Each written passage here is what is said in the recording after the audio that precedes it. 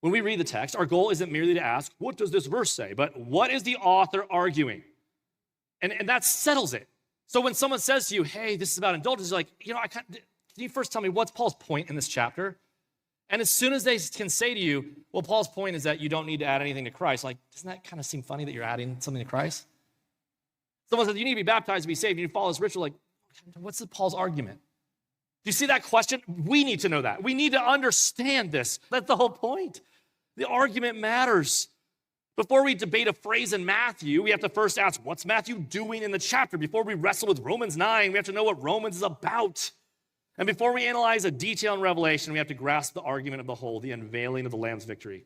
In other words, we need shelves before we stack the books. And that shelving is not first theology, it's text, context, and the rhetorical flow of thought. Christian, we have that. Without that structure, truth has nowhere to live. Context is not academic, it's armor. And it not only helps us understand the scripture, it protects us from distortion. Jesus plus anything else is not the gospel. And here's the key. When people distort the Bible, there's a couple things they do that are obvious. First, they take unclear passages of scripture, bring absolute certainty to those unclear passages, and then use those unclear passages imbibed with their certainty to reinterpret very clear passages of scripture.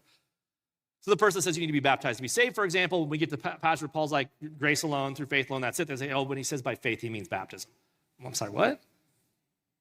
What? The very clear passage is being reinterpreted by everyone's pet project.